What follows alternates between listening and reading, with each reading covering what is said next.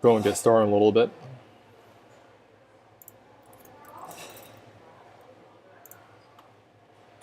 How's everyone doing today?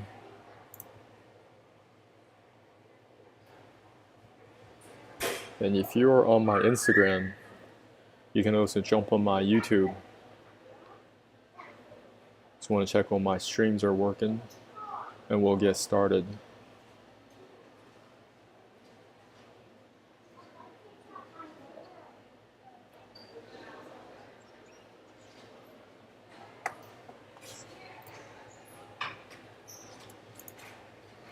If you have any questions regarding digestive health, you guys can leave it in the comments.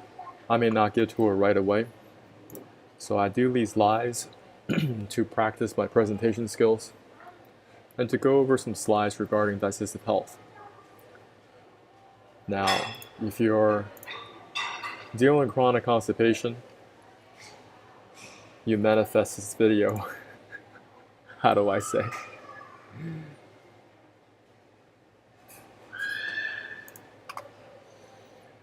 So, alright. I don't know where you're coming from. Anybody watching this? I deal with digestive health. I teach people how they can fix their constipation. Now, this program is not for everyone. This protocol is not for everyone. You gotta find the right protocol for you. Today we're going to cover a lot of information.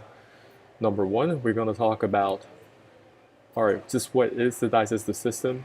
Most people, they look at this chart, they look at some diagrams, or look at some books on human physiology. It could be very intimidating because most of the time you don't know what you're looking at. Now, I do not have a medical background. I am not a doctor, nothing like that. So none of this professional medical advice, diagnosis, or treatment.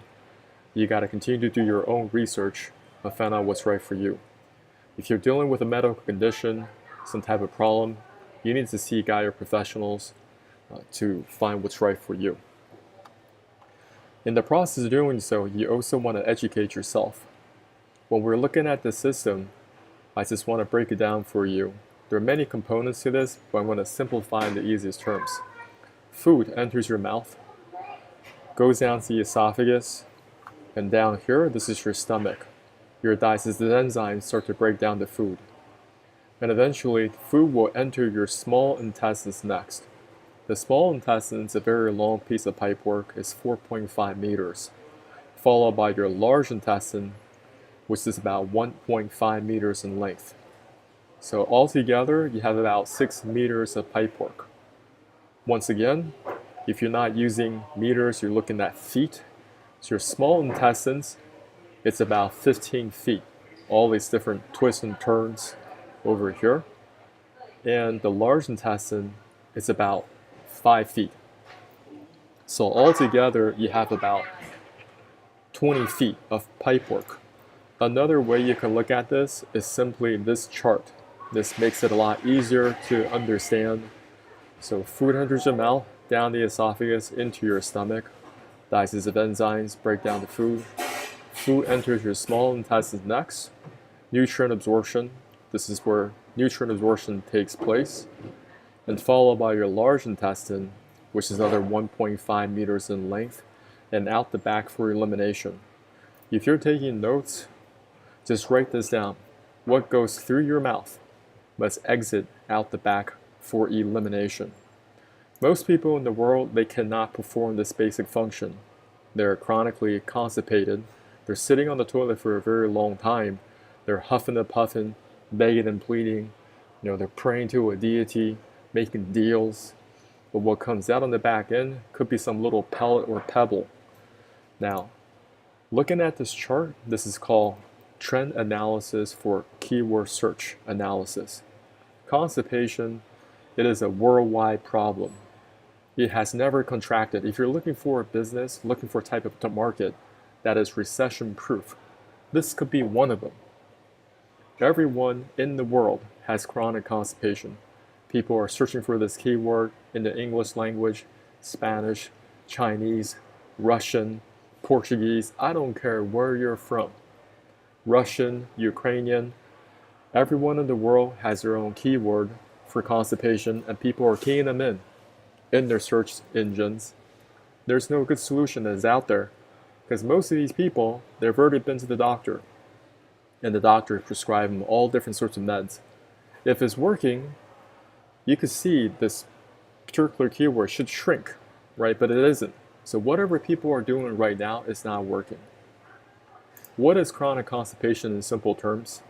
It is simply waste material not exiting out of the body. Your colon, this one here, is 1.5 meters in length. It is compacted with hardened fecal matter. For a lot of individuals out there, they do not know how to go from the picture on the left to the picture on the right. As I discussed before, your digestive system is a very long piece of pipework. And I want to explain it a little bit further, just how long is this pipework. When we're looking at NBA basketball, okay, a lot of people like to watch basketball. From that floor to that basketball rim, it's 10 feet off the floor, or roughly 3 meters. The combined length of your small and large intestine is equal to 2 of those. So you got one NBA basketball hoop and another. So you just think about it, one on top of another. That's the combined length of your small and large intestines. Today we're going to talk about a lot of different things, talk about other problems that will eventually happen if you don't take care of chronic constipation. If you're watching this video today, you somehow manifested this into your life. Me personally, I also had chronic constipation for years in the past, and I was able to solve it using protocols, which I'll discuss later in this video. But today I want to do some work in demystifying a lot of different diseases that people have. And for some reason, Western medicine cannot connect it with chronic constipation. The first one we're going to look at is toxic megacolon. Now, this is not Animal Planet. We're not extracting the colon out of some silverback gorilla. This was extracted out of a human body. One massive toxic megacolon. Just what is it? It is a life-threatening complication of inflammatory bowel disease. These diseases can be painful and cause permanent damage to the large and small intestines. IBDs include ulcerative colitis, Crohn's disease, and infections caused by this other colitis. Toxic megacolon is characterized by swelling and dilation of large intestine due to the inflammation and accumulation of large amount of gas. It's more than gas that's in here that is trapped. It is fecal matter. It is food that you've eaten over the course of a week, okay? Or you're not having proper exit of that number 2 on a daily basis. Now, you may be wondering, am I chronically constipated? If you're not going to the bathroom every single day consistently, you're chronically constipated. Some people are chronically constipated 1 day at a time, 2 days at a time, and they continue to ignore these signs. Well, 2 days turns into 3, 3 days turns into 4, 4 days turns into 5. There are people online that are constipated for over a week, and they think that's normal. Now, science, or in the medical community, they say, oh, this is excess gas. I'm saying it's more than just gas. It is fecal matter. It is trash that cannot exit out of your body. Over here, we have a lady. She was only 23 years old. Her colon was severely displaced. Looking at this colon right here, this is a scan. And coming back to this photo, I want you guys to understand how your large intestine is actually shaped. If it's a healthy, large intestine. This is the ascending portion of your colon, which begins on the right side of your body. Then it goes across your body. This is the transverse.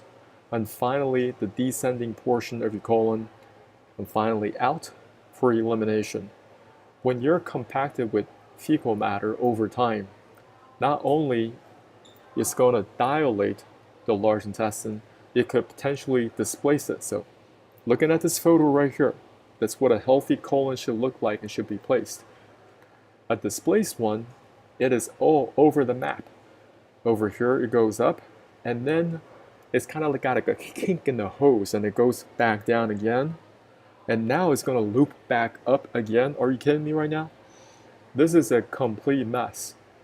Just thinking about this colon, because it's not going across the body. Now when she's standing up, all this fecal matter has to fight against gravity just to get to this spot right here before going back down for elimination. So of course she's chronically constipated, and I don't know the details of this, but many people in the world struggle with this. Next, you may have something called diverticulitis. Okay, now this is just pockets of inflammation. I'm going to just read this. This is another gastrointestinal disease. It occurs when pouches called diverticula start to form in the GI tract and become inflamed and infected. This condition commonly occurs in the Western population and can be seen in 10% of people over the age of 40 and 50% of people over 60. Just thinking about millions of people, those boomers, past the age of 60, and they're saying over 50% of them have some form of diverticulitis.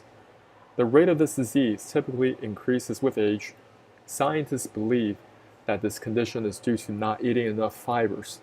Not eating enough fiber leads to constipation, right there, that key word, which puts extra pressure on the colon walls, and this causes diverticula or bulges to form in the weak areas of the colon. The risk factors for diverticulitis may include age over 40, male, overweight, eating a low fiber diet, eating higher fat and red meat, not enough exercise, taking non-steroidal anti-inflammatory drugs like aspirin, ibuprofen, steroids, and opioids, and smoking. Moreover, the signs and symptoms of this condition include pain, tenderness in the left lower side of the abdomen over here, descending portion of your colon, nausea, vomiting, chills, cramps in the lower abdomen, constipation and diarrhea, and rectal bleeding. Before you start to have all these other problems, you need to recognize, I need to fix this problem early. So if you're only 1 or 2 days constipated, keep watching this video.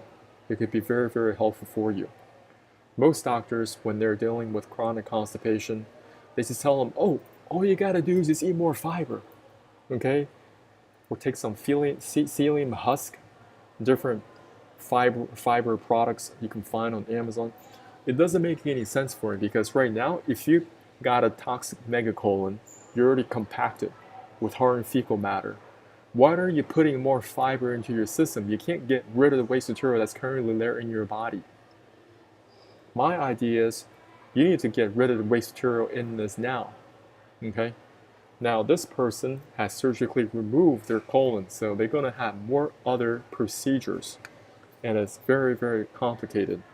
I may get into it in a later conversation, but basically they're cutting up your small intestine, they're plugging and playing, and sometimes people, they have to get these pouches that extend outside their body so they can exit their waste material. It is a complete mess, guys. What you got to do, you recognize, have a healthy sense of fear going forward. Not just looking at, oh, because I have insurance and the doctor take good care of me and Western medicine will just fix all this. You don't want to be at the doctor's. Okay? And I'm going to go on, keep on reading this. So what's Crohn's disease? Crohn's disease is another gastrointestinal disease, another part of inflammatory bowel diseases. This condition occurs when there is inflammation in the small intestine and colon. The main symptoms of Crohn's disease are diarrhea, stomach aches or cramps, blood in the stool, tiredness or fatigue, and weight loss. It is thought to believe Crohn's disease is caused due to genes, a problem in the immune system, smoking, a previous stomach bug, and an abnormal balance of gut bacteria. The risk factors for this condition include family history, smoking, certain medications like antibiotics, birth control pill, non-steroidal anti-inflammatory drugs such as aspirin, ibuprofen, and a high-fat diet. Is that all? So I may be having trouble with my internet connection. I'm just going to double check.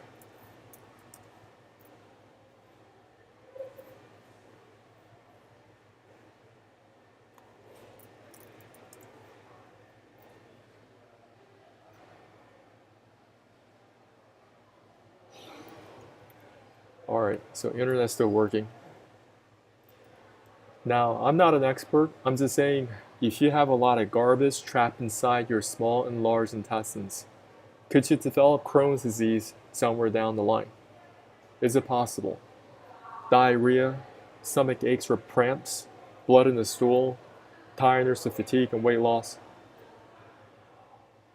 Because the whole pipe is completely caked up. Okay, let's talk about some other risks people often overlook. A rectal prolapse, all right? Most people, when they're sitting on the toilet, they're sitting on there for way too long because you're chronically constipated. As a result, they are forcing things out. They're trying to force that junk out of their body. And as you know, many probably experience, that does not work. A lot of elderly people, this is their daily struggle, to fight against that toilet. And over time, they may develop a rectal prolapse.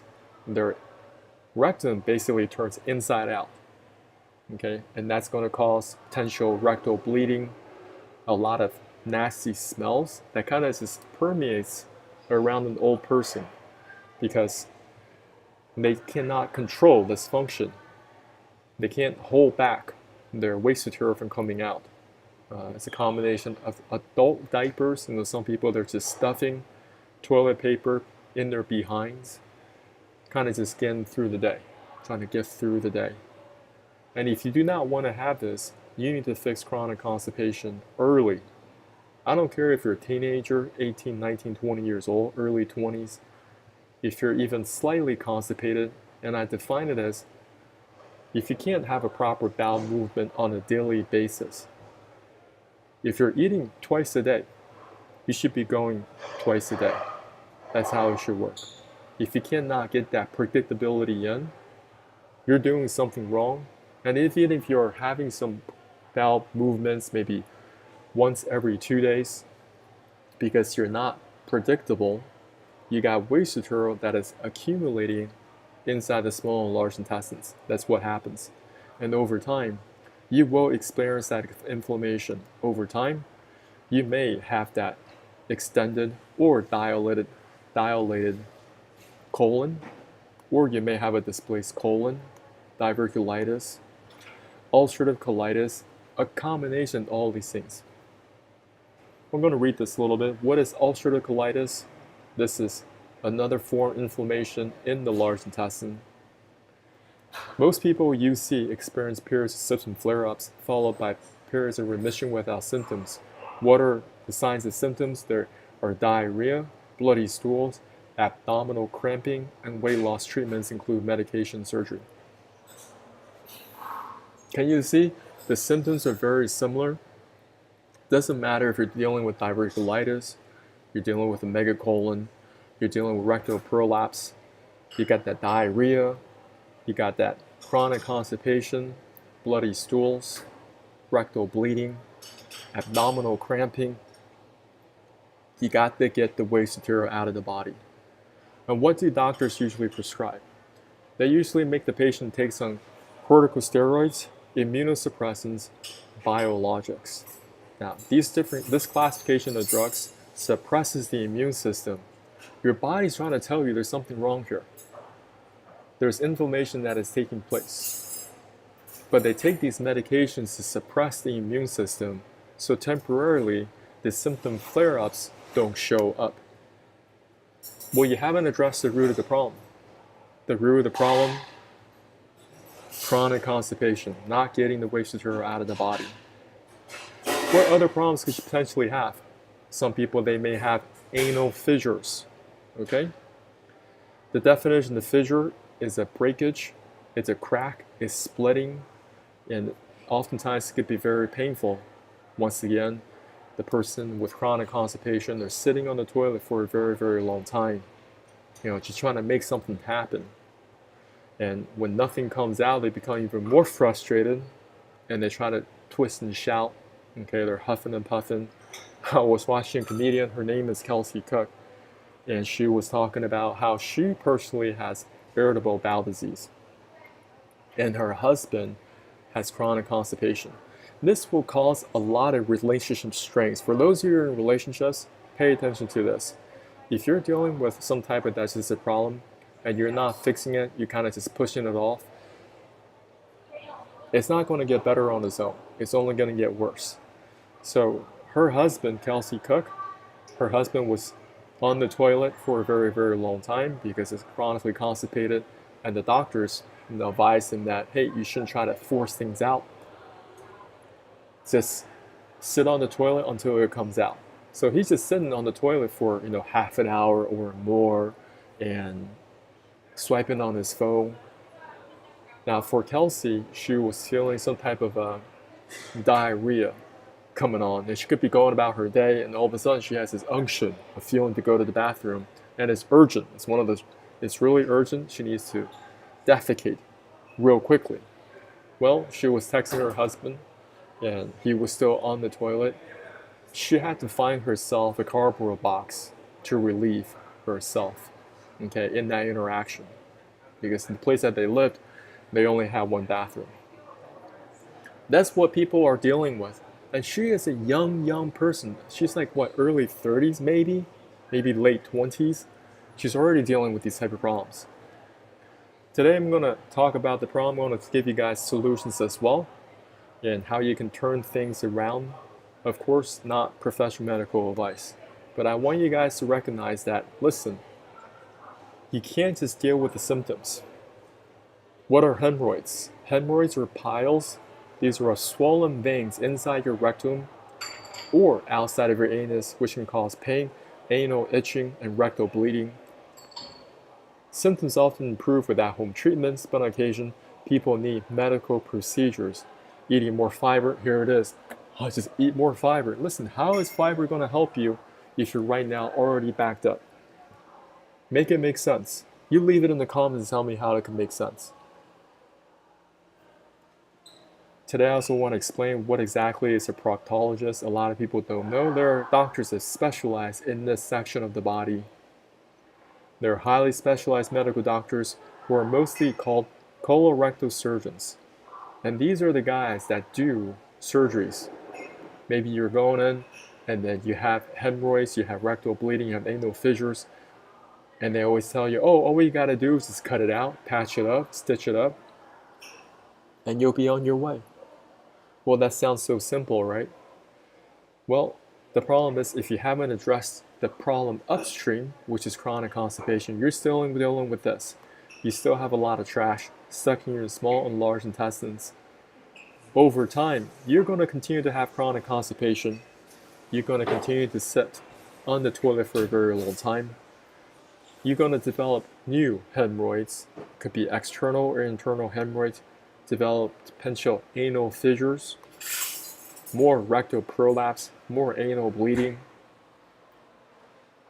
Recognize the pain that is ahead. Some people, they wait until the problem it is so severe. Then they go see a doctor because it's a very, very touchy subject, right? Nobody wants to say, yeah, I'm going to go see my proctologist this coming Thursday. Nobody's talking about that because it's embarrassing because somebody has to examine you. It's a very delicate spot, very, very private. And I just want to share with y'all that, listen, whatever people are doing now, it's not working. There are entire Facebook pages online, you guys can research them, with tens of thousands of members in them.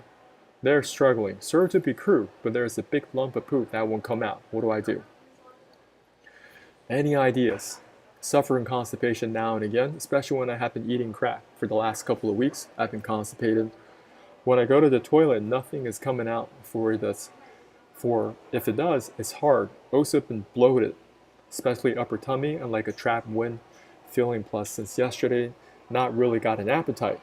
Tried Ducales. Okay, these are the common over-the-counter products. Never really worked. Eating more healthy and now trying lactulose since Tuesday. But feels like it's just making me fart. Also to mention, been having some stress and anxiety with family members in the hospital. What can I do to help get my tummy back to normal? Thanks. That's the inner dialogue people are having day in and day out. Consultant has put me on percolopride and glycerol suppository. Any reviews? So many different types of other drugs. on the market supposedly work? If it works so well, why is constipation research or keyword analysis undefeated, always growing? This market is just continuing to bloom and blossom. Hi everyone, had a horrible couple of days. A lot of wet would come out and I couldn't push out what was behind it, but after many attempts, making me sore, I finally did go. What I wanted to ask is, do you ever feel queasy to your tummy because of constipation or bowel problems? Sometimes I think it's all the worrying and stress the constipation causes. On top of the physical discomfort, you're going to have that emotional discomfort, and you're not going to feel yourself. I think what we're all trying to strive going forward is to have that sense of wholeness, right? When you have that proper bowel movement, that gives you a sense of ease, a sense of wholeness, almost like you're starting your day right, because you're getting that waste sugar out of the body, and now you're going about your day with that enthusiasm, or you have that optimism for the future. You're going to your work, and you're like, I can do this. But if you're dealing with bloating and gas, and you have unpredictable bowel movements, maybe you have some form of IBD, just diarrhea that's coming on, you're in a board meeting, and then all of a sudden you got to rush to the bathroom. That strain, emotional strain, on top of work stress, it's not going to go well for you. Unimpacted. All home remedies, OTC laxatives, enemas, dietary changes, additions, nutritional oils, quit working last month. All of a sudden, the ER couldn't reach it. This person was already in the ER. And their enemas didn't work. This person at the ER, their enemas did not work. Enema is some form of procedure where they put something behind your back end to help make things go. The highest dosage of lenses does nothing, and the miralax colonoscopy prep is giving me overflow diarrhea. Small bits are coming off the impaction, probably from the hospital enemas I got Saturday. What else can I do? I feel like the impaction is just way too big to get out, and it seems like nothing is softening enough. Horrible existence. Hello, I've been struggling with severe chronic constipation for a couple of years now, and it's only gotten worse over the past 6 months or so. I've been prescribed Trulance and lenses, highest dosage for both, and neither of those medications are working very well for me at this point. I can pass a little bit of stool, but not so much. I'm constantly extremely backed up. I have to spend about half my waking hours laying down because I'm so bloated and nauseous and often in pain. Just put yourself in the shoes of this person. This is what they're describing on a day-to-day basis. Oftentimes we're so disconnected from other people's pain. I want you to put yourself in the shoes of somebody else's pain. There are people that are experiencing incredible pains right now. And to give you a healthy sense of, hey, I need to take care of this early. If you're watching this video, you're very, very blessed. And there might be some solutions that is out there that you can do that will improve the condition of your digestive health. And it's not something you can just do one time. I'm going to be straight up. There's going to be about 15 to 20 different things you need to do. Because after you do protocols that clean out the small and large intestines, you can't go back to your trash eating. This is a lifestyle. You can't go back just doing whatever you're doing before and expect things to just completely go away. You got to revamp your lifestyle. Keep on reading. As far as OTC laxatives, nothing really works there either. Dulcolax, enema, suppository, magnesium citrate, nothing works. I was supposed to have a colonoscopy today, but couldn't keep the bowel prep down. The procedure had been rescheduled for a month from now, and one of the nurses at my GI office prescribed a pill-based cleanse. The pill is called Sutab, and I was warned ahead of time. The patients often have trouble completely emptying their bowels with this pill. So given my struggle, I am doubtful that this will actually work for me. Here's my question. Has anyone gone to the point where nothing works? Meds or OTC laxatives and had to have some sort of in-office medical procedure done? I am so sick and so miserable. What about professional colonics? I'm not even sure how those work. Today I'm going to talk a little bit about colonics. Just stick around on the show. If anyone has any advice or experience with this, I'll be very grateful if you could share with me what you ended up doing and what the outcome was like. Thank you. I'm going to drink a little bit of water. Kind of check across my social media, see if anybody jumps on the call. Okay, if you're watching, just leave your questions. Thank you, people on YouTube right now. Welcome, welcome. And if you're on my Facebook, just leave your questions. Leave your questions here. And we are also on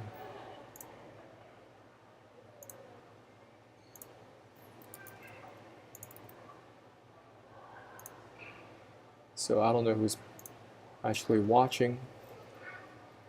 We're also on Twitter or X.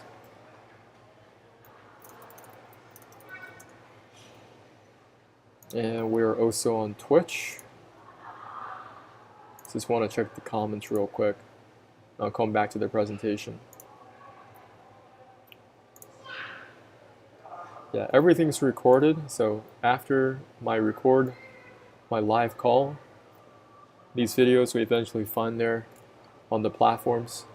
Some platforms actually don't keep these videos, they delete them. But I think Twitter, Facebook, YouTube, they will keep them.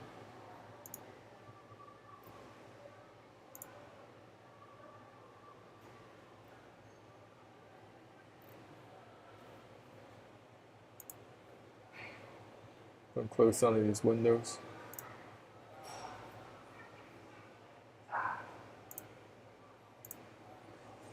Alright, I mean there's so many things that we can talk about. I'll just make a quick analogy over here. Your digestive system is very similar to the plumbing of your home. If you're having a problem with your garbage disposal, you don't fix it yourself, you don't call somebody in to fix that garbage disposal, that smell will evade the rest of your house. It's going to be rotten eggs, it's going to smell like sulfur, it's going to be nasty. Until we clean this out, you're going to continue to have problems. And that's what chronic constipation is like. Or you can think of it as plumbing of your system, of your house. Toilet, water in, and also water out. Everything's got to get drained out into the sanitary sewer. Now, sometimes children, they don't know what they're doing. They're throwing their favorite toys down the toilet.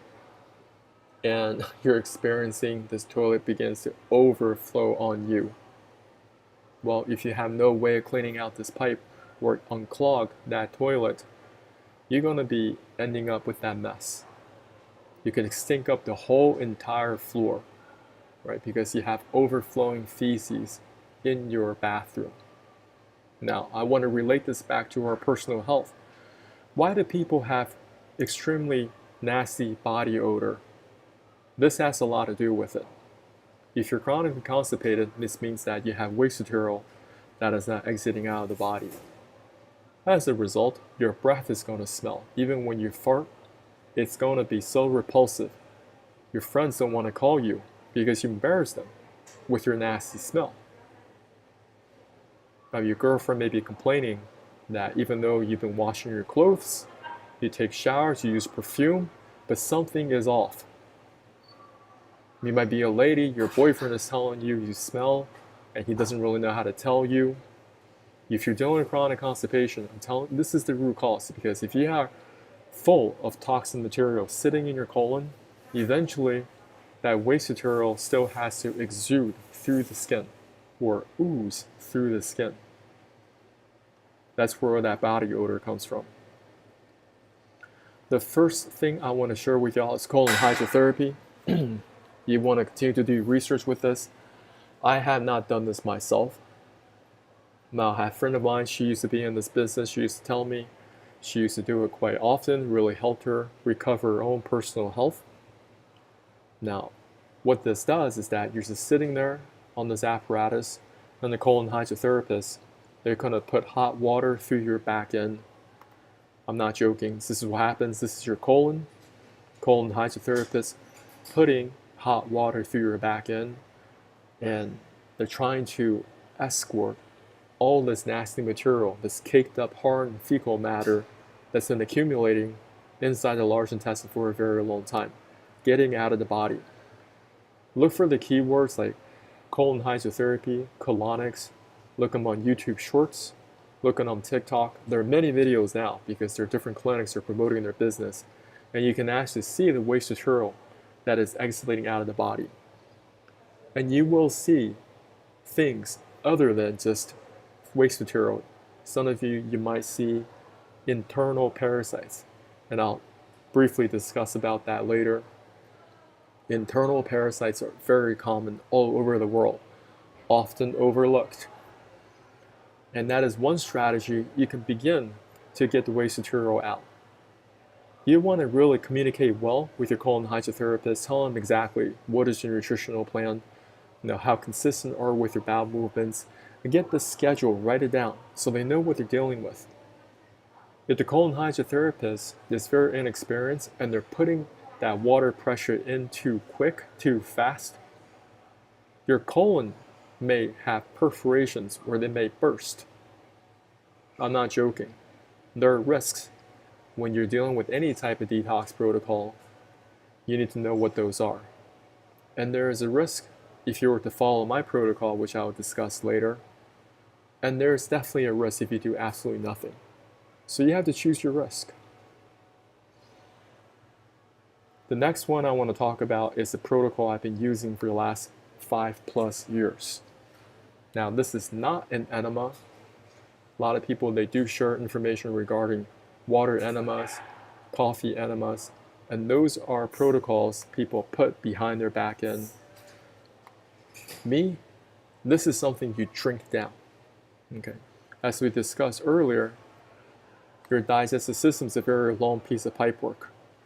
There are limitations to the colon hydrotherapy because it only cleans out the large intestine. So water's coming through here, trying to get all this waste material out of the body. But recognizing that this pipe is very long, you have 6 meters or roughly 20 feet of this pipe work.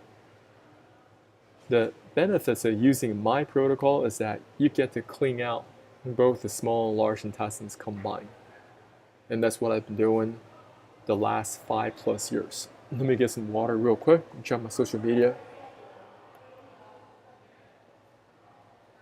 Thank you for the person on my YouTube channel. If any questions, let's put them in. I can go over it in a little bit.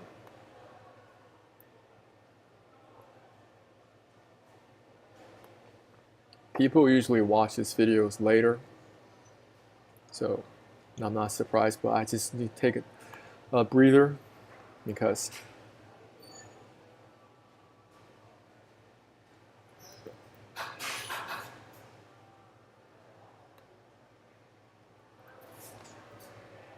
all right. These are the ingredients that you need. This is called the salt flush protocol. You may find other protocols online. Now, you want to take good notes of this and you want to follow my directions to a T. I've helped hundreds of people with this protocol. A lot of people may just find random recipe online and they try it and they may fail. They're like, well, I drank this salt flush protocol, but nothing is coming out. There are levels to this. I've done this hundreds and hundreds of times. Okay, so I'm very, very consistent with it, and I also share this protocol to hundreds of other people, and many of them, they can be successful their first try. These are the ingredients that you need. You need sugar-free apple cider vinegar. You need some citrus fruits. You can use limes, lemons, or grapefruit. I highly recommend using grapefruit. Next, you need some type of salt. Just keep it simple. You can use pink salt, or you can use food grade Epsom salt. One or the other. So pink salt or food grade Epsom salt. And lastly, you can use black coffee. That's completely separate. Now, there's a little bit of prep you need to do. So the night before, you're finishing dinner around 7:30. You can still drink liquids after dinner, but you're not eating any late night snacks. No more food. Next morning when you wake up, same thing. You're gonna drink some liquids if you choose, but no food. You cannot eat any food for at least 15 plus hours. Okay, it's not that difficult. You can do it. So at 11 a.m. on an empty stomach, I want you to prepare this in a stainless steel thermos. A couple of things you want to buy: stainless steel thermos, get another coffee mug, also stainless steel, and also a plastic bottled water. It's about 2 liters. So I'm going to give you a screenshot. You guys can save this so you have all the different things that you need for the soft flush protocol. Over here, bottled water, okay, metal mesh screener, single press squeezer. You can use lemons, limes, or grapefruit. You gotta get your measuring spoons right, okay? They gotta say milliliters on them. You can't just get any random measuring cups. There are measuring cups all over the world. Ones in Asia, you want to find ones that actually say the amount of milliliters. Stainless steel thermos with a volume over 1 liter, okay, and also a cup that you cannot break. Now we're mixing everything in the soft flush solution, and the coffee is separate. You can just prepare black coffee, no cream or sugar. Just leave that in a separate cup. Over here, in the stainless steel thermos, I'm going to add 1 tablespoon and 2 teaspoons of pink salt. So that's 25 milliliters total. You can use food grade Epsom salt as well. Next, you're going to cut and squeeze 3 lemons or limes or 1 grapefruit. You're extracting the juices only. That's the reason I tell you guys to get this metal mesh screener, so you can make sure all the pulp is removed and also any seeds, because you don't want anything that you're going to harm yourself with, okay, or you're going to kind of cough. Sometimes people are drinking with the pulp and that's going to make them cough, or a certain small little seed that goes through. Make it as smooth as possible. Next, you're going to add a 1/4 cup apple cider vinegar, which is 60 ml. Add 2.5 cups of hot water, that's about 600 ml, followed by a cup of room temperature water, kind of bringing it back down. After you add the 2.5 cups of hot water, you want to stir it up. Stir it up really, really good. So the salt dissolves evenly in the solution, followed by another cup of room temperature water, bring it back down. Okay, one more time. Night before, finish stir at 7:30. Next morning, 11 a.m. on an empty stomach, make this in the stainless steel thermos. Add a tablespoon and 2 teaspoons of pink salt or Epsom salt, 25 milliliters salt total. Don't mess this up, guys. Some people, they put not enough salt. No, of course, it's not going to work. If you're worried about sodium, that's the reason why I give people the option of using Epsom salt, because there's no sodium in Epsom salt, food grade Epsom salt. Cut and squeeze 3 lemons or limes or 1 grapefruit filtered. Add a 1/4 cup apple cider vinegar. Add 2.5 cups of hot water and stir, 600 ml. Add another cup of room temperature water, stir. On your table, there should be only 3 things, and these 3 items are unbreakable, so don't use anything that could break. Ceramic, any type of glass, don't do that, because we're trying to produce a laxative effect. In the process doing so, you may knock over all these things on your table because you're rushing to the bathroom, and you're going to have glass over the floor. So don't do anything like that. You want to be smart. Okay? Next, I want to teach you guys how to drink this nice and slow. This is not a race. A lot of people treat this like a race to try to drink it in 25 minutes, trying to drink it in less than 15 minutes. I'm like, what's the rush? Why are you rushing through this? And they hurt themselves or they throw it up. Do not do that. If you have any questions on my Instagram, just put them in the questions in the comments below. I also have my YouTube on going live. You can look me up, The Real John Chow. That'll be very helpful for you, for those of you who want to follow me on YouTube, because the dimensions are very different. You're going to take a small sip of this water, hold it in your mouth, and you're going to take a bigger gulp of the sulfur solution and drink it down. Okay? If this solution doesn't taste good, you don't like the taste, you can use a stainless steel straw. You can find them on Amazon, and they can help you avert the taste. So one more time, take a small sip of this water, hold it in your mouth, take a bigger gulp of the sulfur solution, drink it down. Then you can take a small sip of this coffee. You're not drinking the coffee, you're taking a tiny sip to kind of motivate you to repeat this process over and over. Our goal is to gradually put down the sulfur solution, put it in our stomach. You want to be as relaxed as you possibly can. You want to listen to classical music. You want to listen to Rachmaninoff, Piano Concerto 2, Movement 2, some type of classical music that you like, or calm music. You can experience your stomach going up and down. That will help your stomach relax. It's really important for you guys to be as relaxed as possible, because it's not a race, okay? And one more time. You want to sip on the bottled water, just tiny bit. Hold it in your mouth. Take a bigger gulp of the sulfur solution and drink it down. Sipping on black coffee, optional.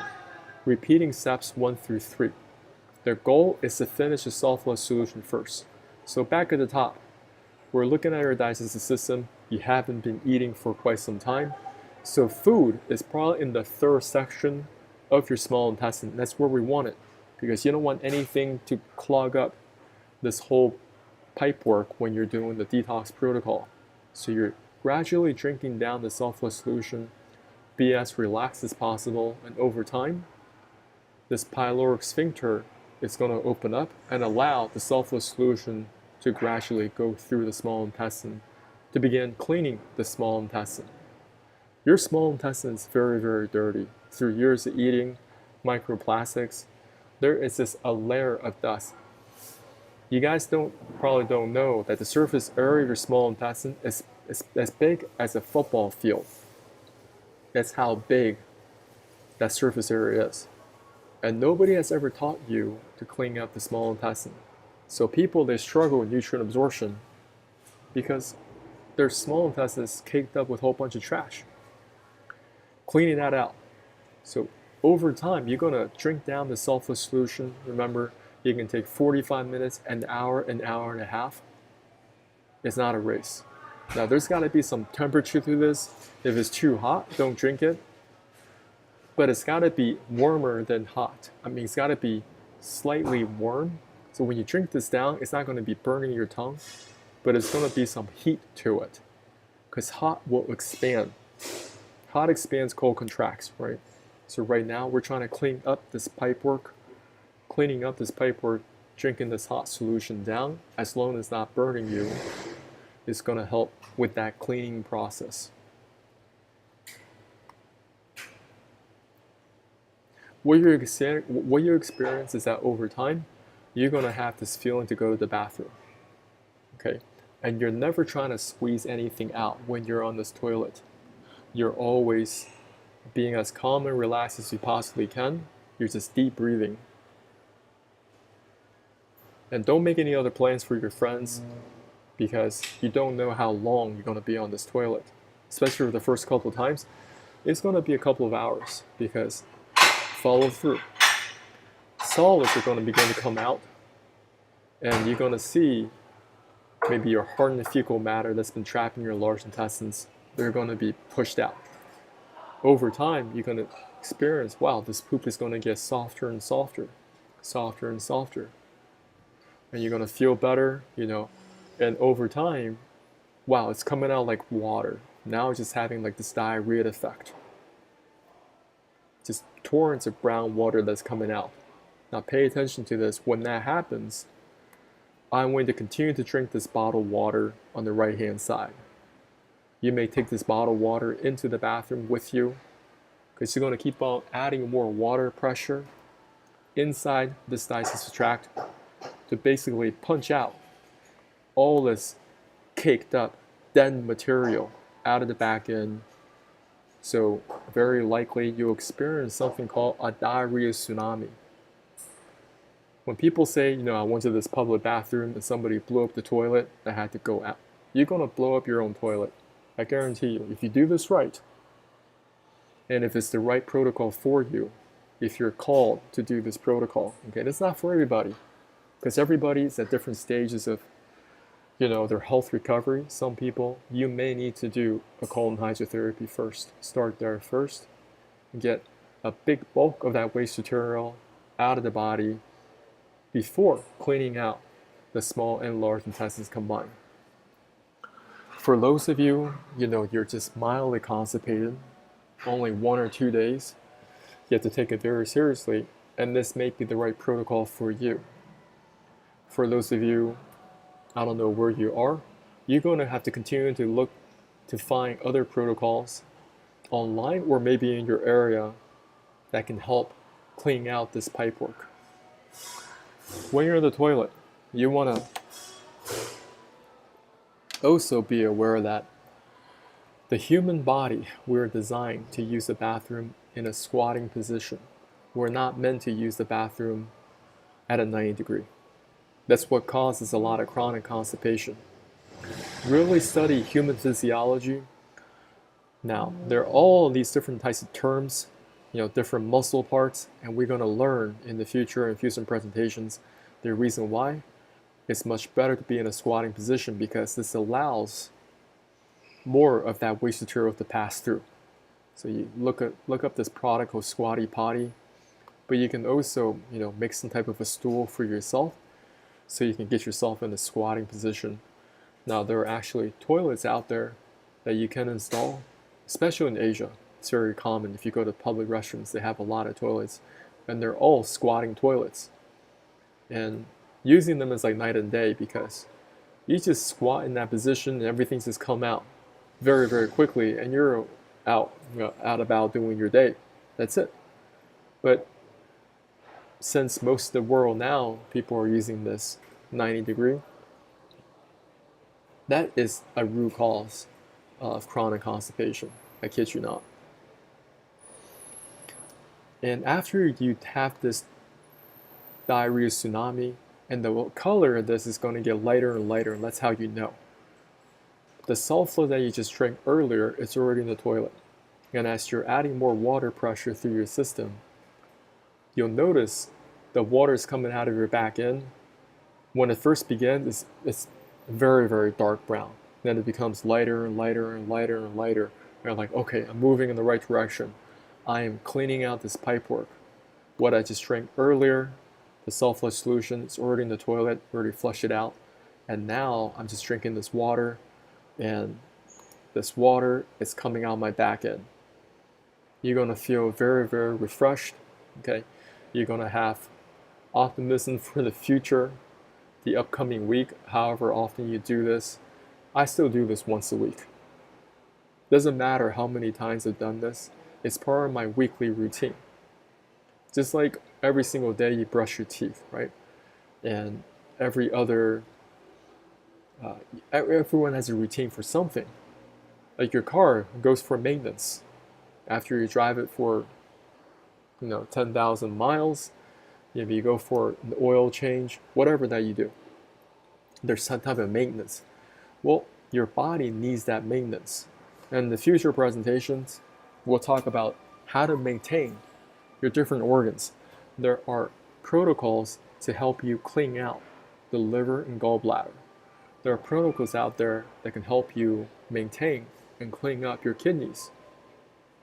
So all these different chronic disease people are experiencing, you can do your best to push them way the far out as possible, because you don't want to be taking all those medications. And after I clean out my small and large intestines, I take some type of probiotics to recoat back up my digestive system, which will give me The proper environment for nutrient absorption, also digestion. Now, you don't have to buy any of these. I'm just showing you some examples. The probiotic that I buy is very inexpensive, but it works well for me. Probiotics are also very, how do I say, tailored. You have to find ones that work for you. Some probiotics that I buy and I've tried to use in the past, very expensive ones, they don't work for me at all. So I just want to encourage y'all to find ones that work for you. I want to spin through my social media real quick, make sure that there aren't any comments that I missed or questions that needs to be answered. If you're on this live call, just don't be shy, just pop in your questions. And also recognize that this is not professional medical advice, diagnosis, or treatment. Just kind of sharing with the world what's worked for me. Okay? Wow, this Twitter really don't want to load up. In Instagram, it's going to end in a couple of minutes because it only has about an hour on it. So you want to go on my YouTube. So if you're still here,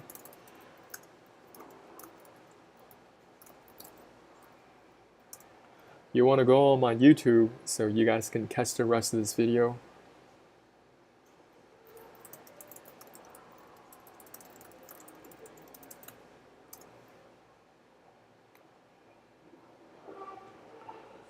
Alright, I want to share a lot of things that are beyond your current scope of awareness because most people don't talk about them.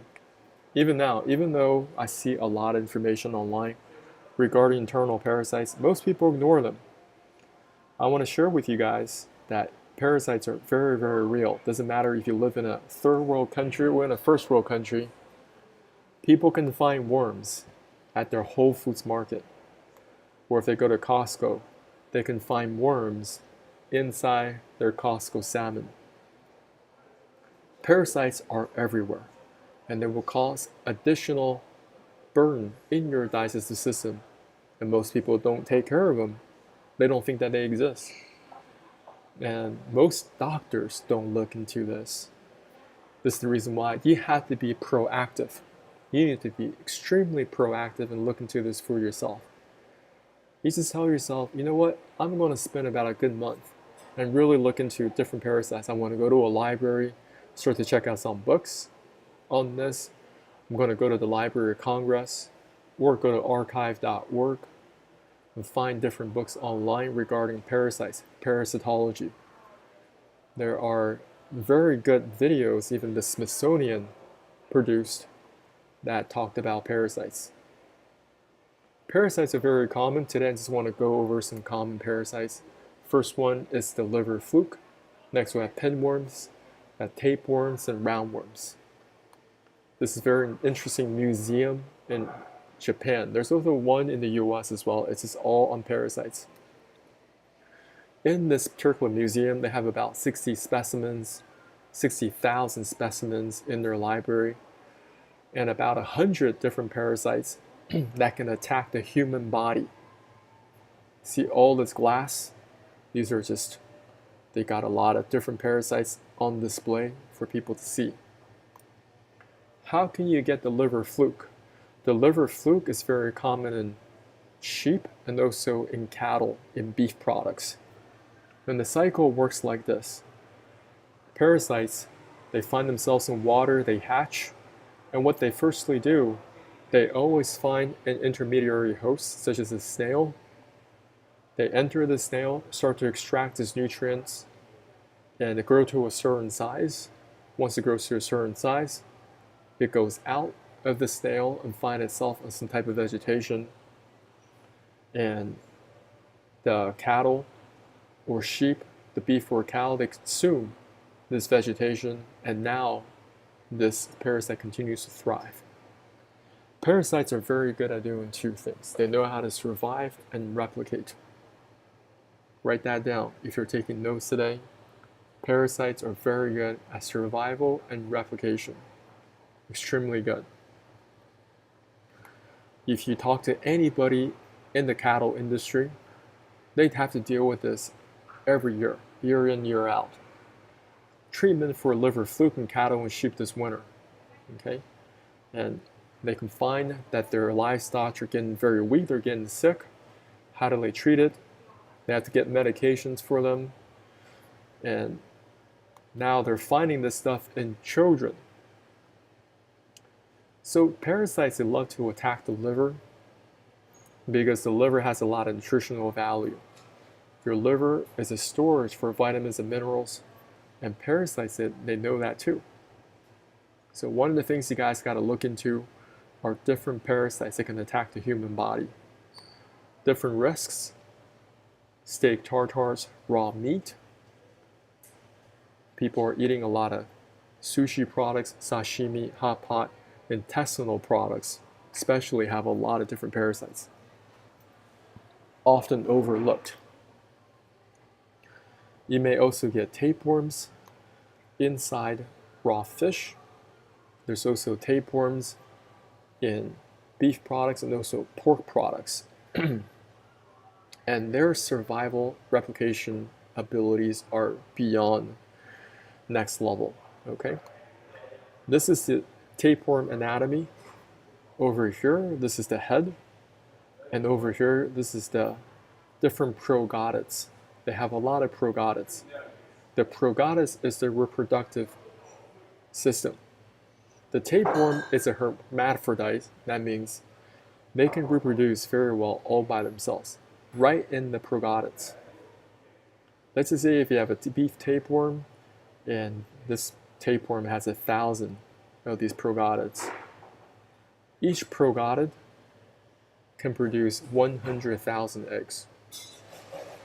100,000 eggs, that means this tapeworm has potential of producing 100 million eggs. That's how fast they can reproduce in your body. Somebody in Thailand, okay, they pulled out a 59 feet long tapeworm removed from his rectum. They just kept pulling it out, And let's just examine how long this is. So 59 feet is roughly 18 meters. We talked earlier, the NBA basketball from the floor to the basketball rim is 3 meters, roughly 3 meters. So we have a tapeworm that's about 6 of those. 3, 4, 5, 6. 6 of those. 6 NBA hoops. That height, that combined length, they just kept pulling it out and display. It's also look up this keyword. It's called zoonotic diseases. A zoonotic disease are diseases that can transfer from animals to human beings. There are a lot of different types of parasites in your dogs and also cats. Over here, this is the tapeworm extracted out of a cat. Even the cat is freaked out. This is a dog, American Bully, full of worms. Right? Over here, this is another cat. And the veterinarian is pulling some type of parasite out of his nose. I'm pretty sure this could be some type of a botfly. Now, botflies are very common in Africa, and botflies can also attack human beings. The botfly is crazy. You guys can look up the life cycle of a botfly. So there is a fly. The fly actually puts their eggs inside a mosquito. The mosquito goes and bites you. Okay? And that's how the egg of the fly goes under your skin. Go study it. Don't just take my word for it. So what are the potential risks? For those of you have a lot of pets, and I do find a lot of these videos online, people, they like to put their babies with their dogs together, and they make these extremely cute videos. And the dog is just licking this little child all up and down the face. I don't know if their owner is even aware of these parasites, but there's a big risk if you are not deworming your dog. And the dog they're always licking things. Okay, and how do they greet one another? They start smelling their behinds to greet one another, and they're always licking this and that. And now you're licking the child like this. Well, your child may be full of parasites and you don't know, and they're coming down with this condition, that condition. They're having digestive problems. It's all connected. Today we talked about how to restore your digestive health. You got to clean out the waste material from the inside. There's waste material that could be trapped in the small and large intestines. But I also want to share there could be different types of worms. Talked about the tapeworm, got the liver flukes. This is a roundworm. Roundworms are very, very common. Zoonotic diseases. Why did I tie it back into digestion? Because if you have this many roundworms in your digestive system right now, once again, this is not a zoo planet. These are doctors extracting roundworms out of a patient, out of their large intestine, which is their colon. If you have this many roundworms in the colon, your poop is going to have a very tough time exiting. And you wonder why. Got all these digestive problems, colitis, diverculitis. Now you have rectal bleeding. You can't poop. Now you have hemorrhoids. You have anal fissures. Could it possibly be connected to the presence of internal parasites? I just want to throw out the possibility. Get the waste material out, not only the waste material, but also the internal parasites that could be trapped inside the small and large intestines right now. Because the parasites, they have to use the bathroom inside your body. Think about that. Not only are they extracting valuable mineral resources away from your body, they're multiplying on top of you, plus they have to use the restroom right inside your body. Now your body, of course, is going to get continuing inflamed. And what do most doctors do? They're like, oh, we can't figure out what this is. It must be something genetic. Go take some corticosteroids, which will suppress the immune system. So temporarily, the symptom flare-ups will disappear. But are you going to be okay like this long term? Have you really solved the root of the problem? You haven't. These are some herbal products you guys got to look into. Of course, none of this professional medical advice, diagnosis, treatment. Talk to your naturopathic doctor, integrated medicine, your doctor. See if this is right for you.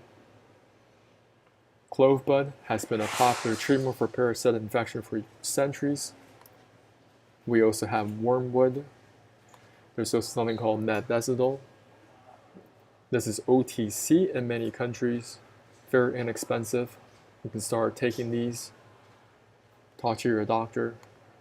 There are also tinctures you can buy online. Black walnut and wormwood combination. Once again, this is mebendazole. Over here, this is another wormwood combination. This is in pill form for your pets. And there are different products that you can take. Fenbenzidole, so talk to your veterinarian to see if it's right for your dog. And also products for your pet cats to get rid of their problems.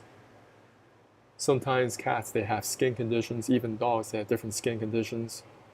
And if you talk to most vets, a lot of vets, they don't even talk about internal parasites because they want your pets to keep on going back.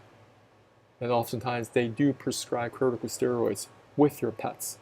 The same things that suppresses the immune system, especially, but it's for pets.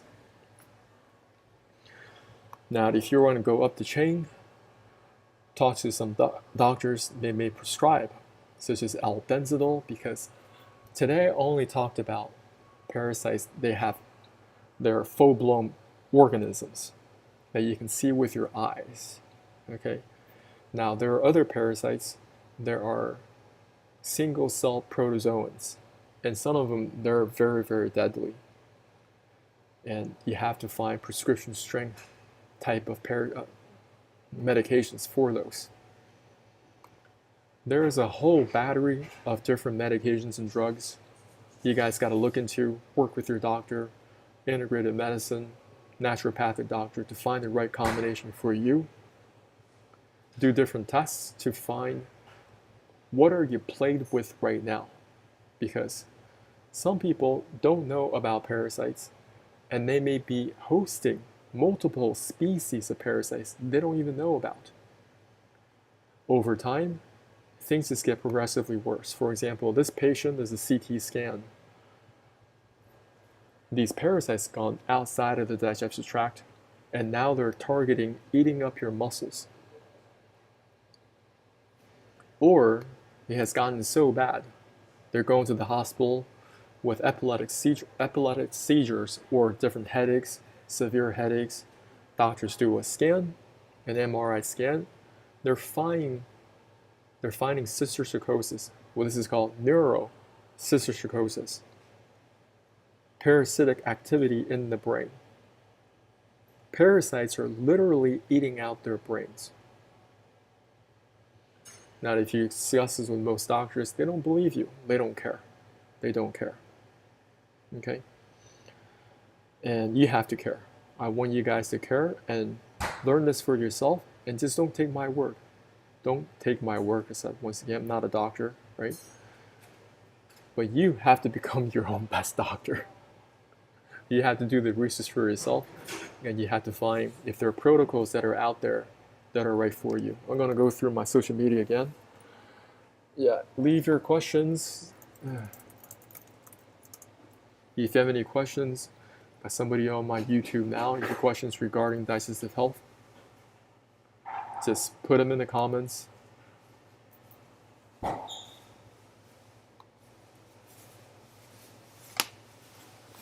So we've been going for over an hour.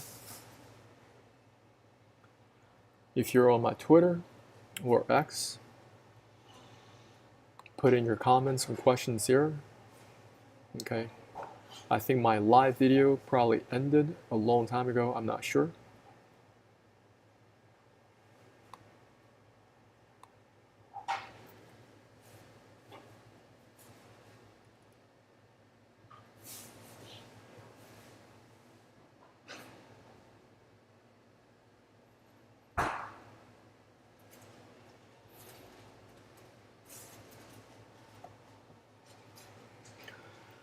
When you're dealing with chronic constipation, back to the top of this conversation, you can't just think, oh, I'm going to clean out my body and go back to what I've been doing.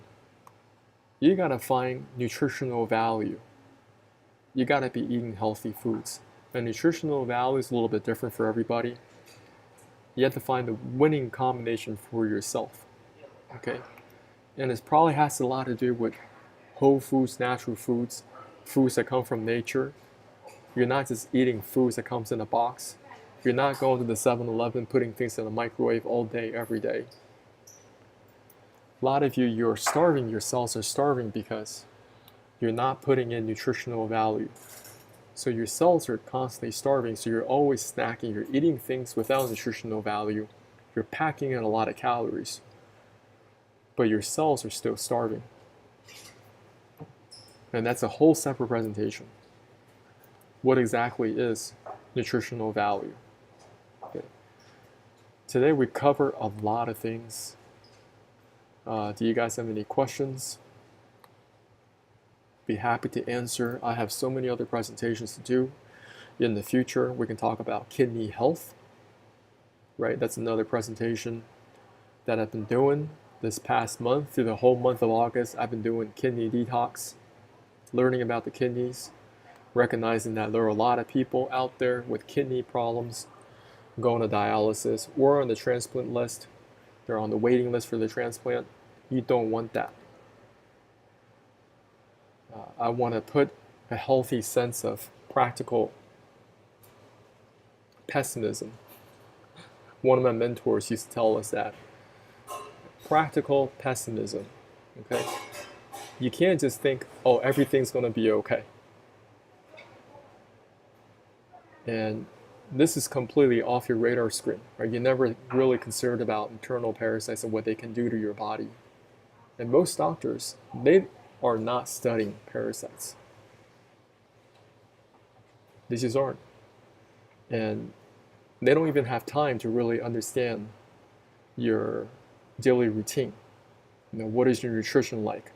How have you been sleeping well? You know, if there's a lot of stress in your work, all those things can affect your health. Have you been traveling abroad, right? If you travel abroad, a lot of people, they are got that travel bug. They want to go to all these exotic places in the world. Well, a lot of places, they don't have access to fresh, clean water. You got in the jungle. You know, I want to go do my ayahuascas in the Amazon jungles. You can do that, but you're going there so unprepared. Do you know how to filter your own water out in the wild? Do you know what to take with you before you even go out there? Because most people don't. So after they come back from these spiritual trips, they end up worse than they were before. And they always blame it on something else, right? They said that, well, maybe the ayahuasca, it could be that, you know, maybe there's some type of demonic activity. What if it's just parasites? They're out in the Amazon, middle of nowhere, and you drink some parasites inside of you, and now they're multiplying rapidly inside of you, causing a lot of obstruction. There are videos you guys can look online. There was this lady, I forgot where she traveled to, and she came back and there was liver flukes. She was dealing with liver flukes. Let's see if I can find that video.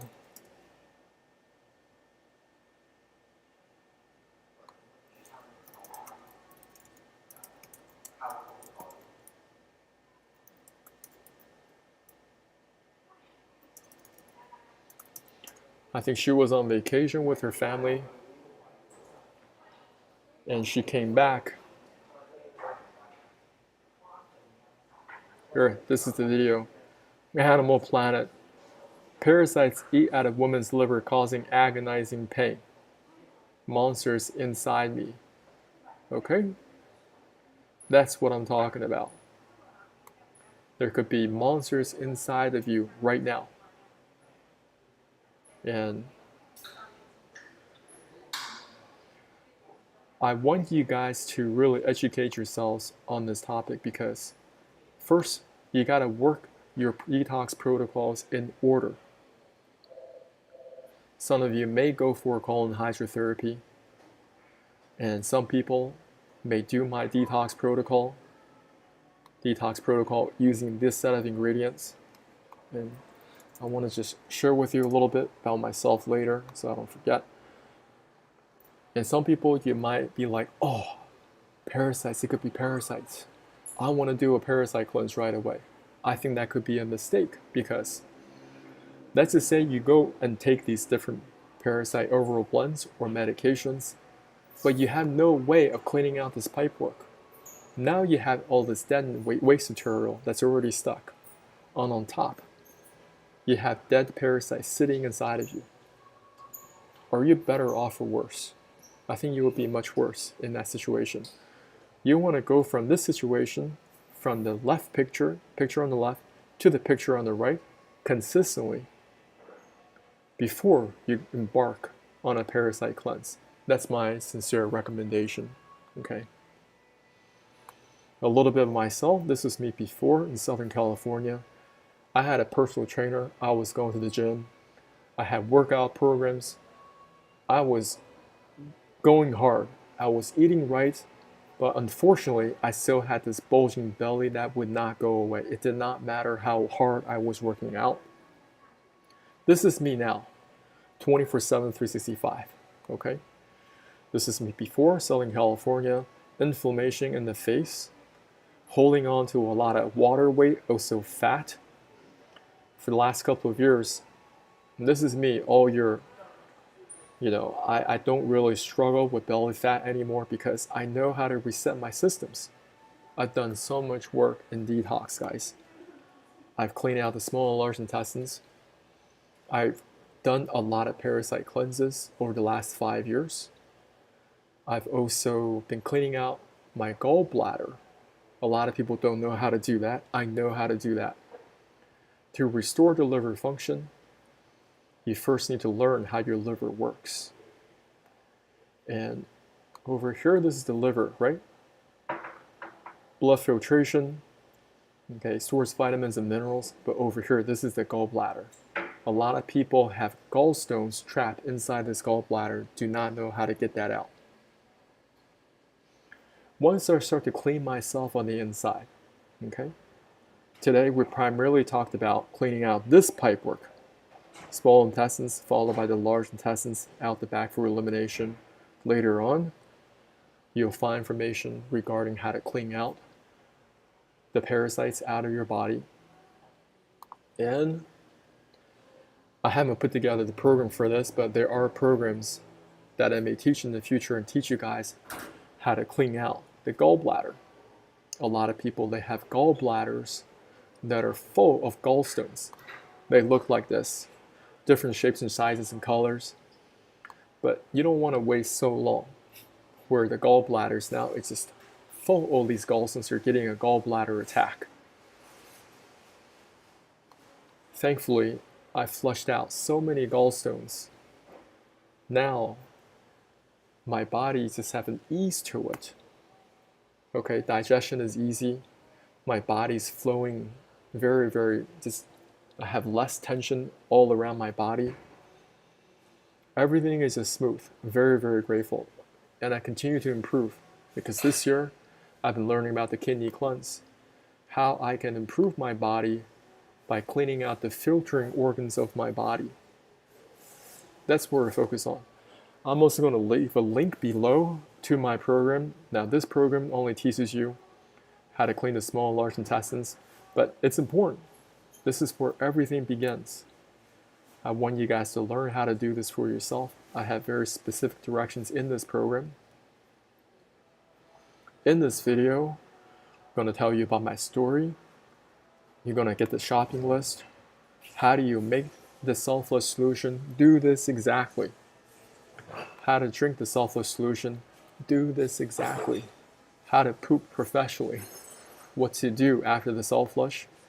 And how to get rid of internal parasites. And that's what I go over in this video. And I have helped hundreds and hundreds of people all over the world with this program. Very grateful. And I get a lot of different testimonials, not just in the English language, but I also get them in Chinese, and a lot of different languages. You guys can check out some of them on my page down on the bottom, but all of these are different testimonials that I've been receiving.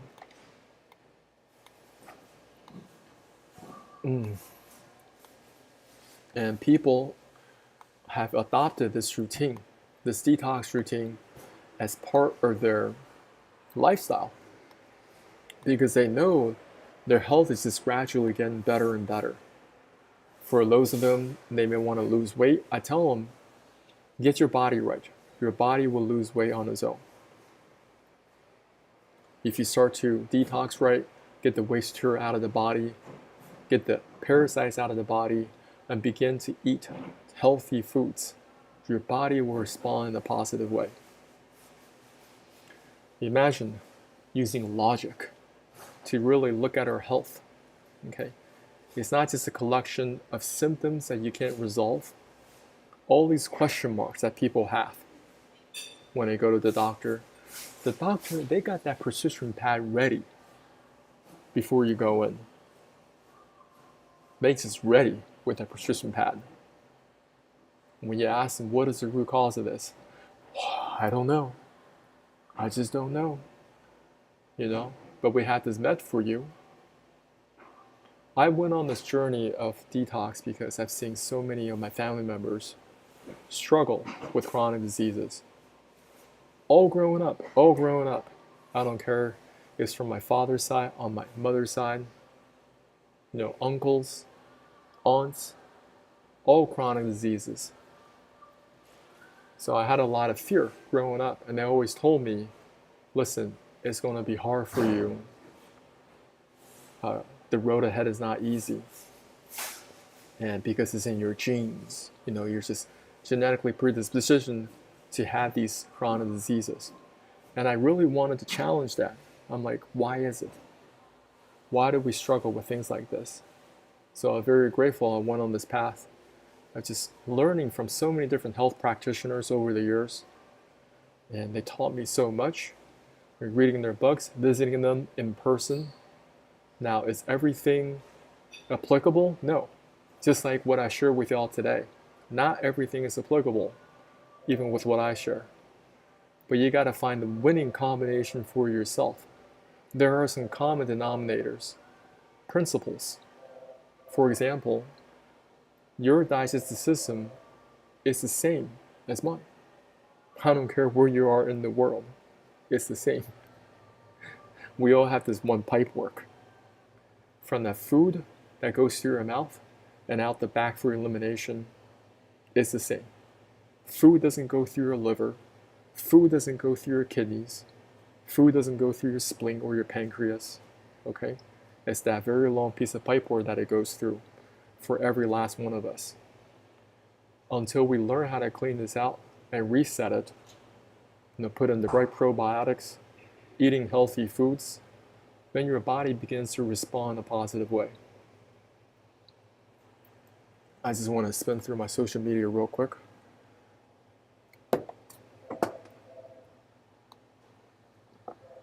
Some of you may have questions. Yeah, this is pretty long interaction.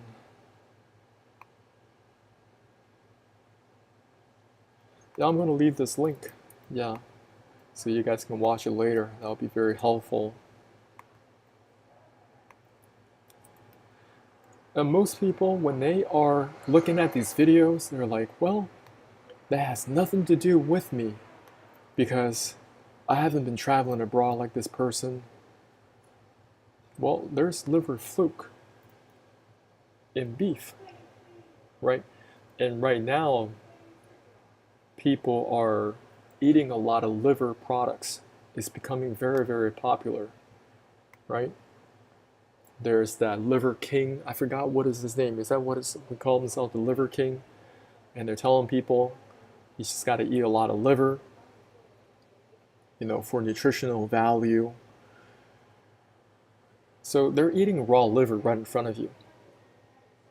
Now, if there are any little bits of liver fluke where the liver fluke eggs, then you're eating liver fluke. And once that liver fluke's inside your body, it's going to attack different parts of your body. If you're taking notes, then know how to do two things: survival, replication. So I hope you guys learned a lot in this presentation today. And I know somebody's watching on YouTube. Just put in your questions. Yeah, don't be shy. If you don't have any questions, next couple of minutes, I'm going to shut down this whole presentation. You can follow up with me. You guys can get my program as well. I'm going to put that in.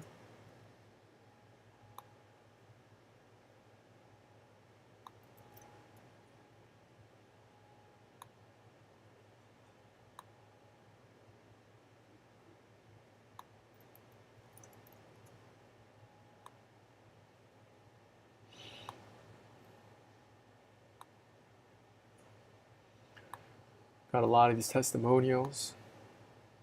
So if you speak Chinese or you're interested in working with me, I can use Chinese to coach you through this as well.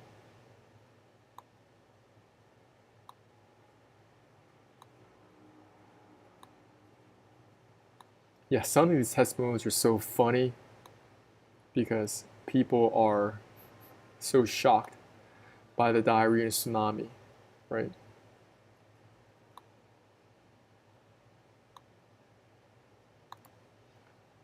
See, it's just, thank you.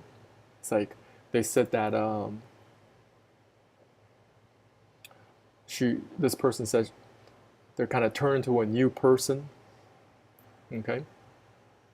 Yeah, because you're cleaning yourself on the inside.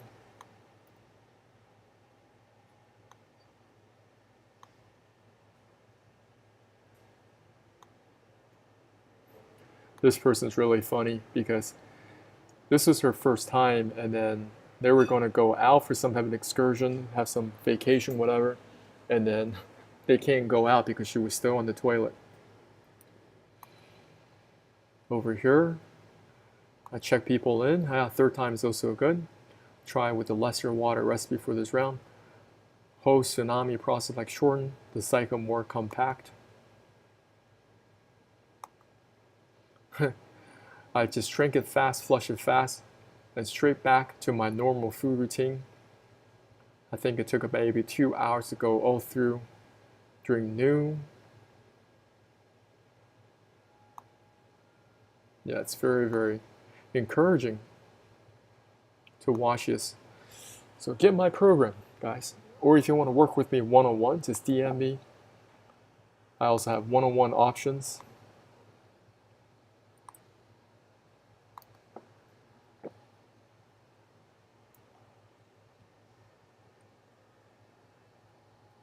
So once again, thank you so much for watching this video. We've been going on for a long time. And you guys have an amazing rest of your weekend. And connect with me on the social medias. And I'll talk to you soon.